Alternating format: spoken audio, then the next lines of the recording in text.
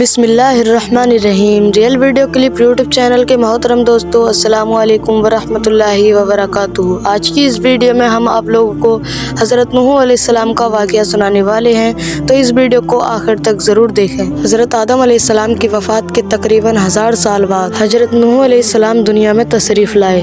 آدم علیہ السلام کے بعد کی نسلیں بہت نیک تھیں، لیکن ان کے 1000 سال بعد شیطان نے لوگوں کو بہکانا شروع کر دیا کہ کچھ بزرگ اور نیک لوگوں کو یاد رکھنے کے لیے تم ان کے بت بنا لو۔ تو لوگوں نے اپنے بزرگ کو عزت دینے کے لیے ان کے بت بنا لیے۔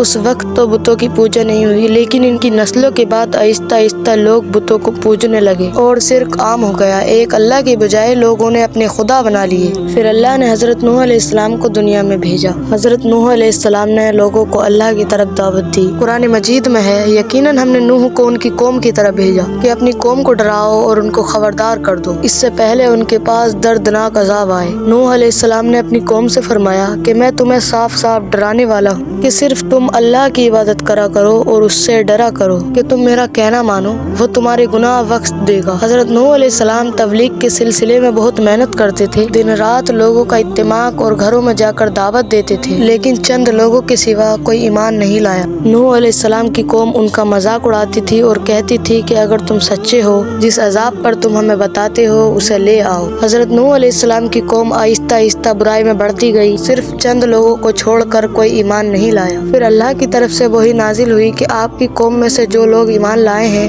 ان کے سوا اب کوئی ایمان نہیں لائے گا، بس آپ ان کے کاموں پر غمگین نہ ہوں۔ وحی کے بعد حضرت نوح علیہ السلام نا امید ہو گئے اور اپنی قوم کے لیے بد دعا کی، اے پروردگار، تو کسی منکر کو روحی زمین پر زندہ نہ چھوڑ اور مومن مرد اور عورتوں کو بخش دے۔ حضرت نوح علیہ السلام نے جب اللہ کو پکارا تو اللہ تعالیٰ نے حضرت نوح علیہ السلام کو ایک بڑی کشتی بنانے کا حکم دیا۔ حضرت نوح علیہ السلام نہیں جانتے تھے کہ وہ اتنی بڑی کشتی کیسے بنائیں گے، تو اللہ نے حضرت جبریل علیہ السلام کو ان کی مدد کے لیے بھیجا۔ حضرت نوح علیہ السلام پہاڑ پر رہتے تھے، ان کے آس پاس نہ ہی درخت تھے نہ ہی پانی تھا۔ حضرت نوح علیہ السلام نے بہت درخت اگائے اور انہیں کاٹا اور پہاڑ پر کشتی بنانا شروع کر دیا۔ لوگوں نے جب حضرت نوح علیہ السلام کو کشتی بناتے دیکھا تو ان کا بہت مذاق اڑایا۔ آہستہ آہستہ بہت محنت اور بہت وقت کے بعد حضرت نوح علیہ السلام نے کشتی بنا دی۔ نوح علیہ السلام کو یہ کشتی تیار کرنے میں تقریباً 100 سال لگے۔ یہ کشتی عام کشتی نہیں تھی، اس کشتی کو جیسے نیچے سے بند کیا گیا تھا ایسی اوپر سے بند کیا گیا تھا تاکہ بارش کا پانی اس کو نقصان نہ پہنچا سکے۔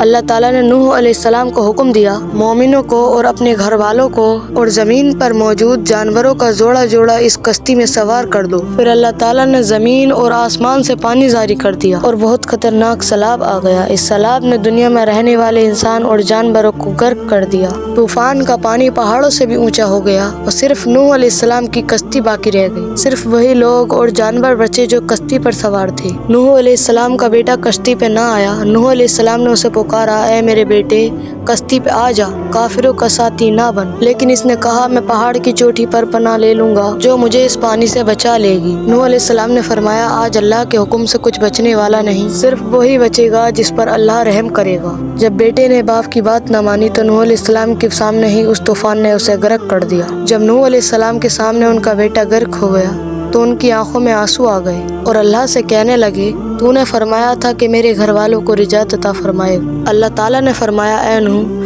وہ تیرے اہل سے نہیں تھا بلکہ وہ کافر تھا۔ اللہ تعالیٰ نے حضرت نوح علیہ السلام سے فرمایا، آپ ہرگز وہ چیز نہ مانگیں جس چیز کا آپ کو علم نہیں۔ نوح علیہ السلام یہ بات سمجھ گئے اور فوراً اللہ سے توبہ کی اور فرمایا کہ اے میرے پروردگار، میں تیری ہی پناہ چاہتا ہوں اس بات سے کہ تجھ سے وہ مانگوں جس کا مجھے علم نہیں۔ اگر تو مجھے نہ بخشے گا، اگر تو مجھ پر رحم نہ کرے گا تو میں سرابی والوں میں سے ہو جاؤں گا۔ حضرت نوح علیہ السلام اور ان کے ساتھی 6 مہینے تک اس کشتی میں رہے۔ آخر اللہ کے حکم سے وہ طوفان تھم گیا۔ اللہ نے زمین کو حکم دیا کہ سارا پانی نگل جائے۔ زمین نے سارا پانی نگل لیا اور خشک ہو گئی اور کشتی پہاڑ پر جا کر ٹھہر گئی، اور انہیں حکم ہوا کہ آپ سب کشتی سے اتر آئیے، آپ سب پر برکت نازل ہوگی اور ان نسلوں پر بھی جو آپ سے پیدا ہوں گی۔ پھر نوح علیہ السلام کی نسل شروع ہوئی اور ان کی اولاد کے علاوہ زمین پر کوئی نسل نہیں رہی۔ اس طوفان کے بعد حضرت نوح علیہ السلام 350 سال تک زندہ رہے۔ حضرت نوح علیہ السلام اس دنیا میں تقریباً 950 سال تک زندہ رہے۔ پیارے دوستو، اگر آپ کو یہ ویڈیو ذرا سی بھی اچھی لگی ہو تو کمنٹ میں ماشاءاللہ ضرور لکھیں، اور ایسی اچھے ویڈیو دیکھنے کے لیے ہمارے چینل کو سبسکرائب اور ویڈیو کو لائک کریں۔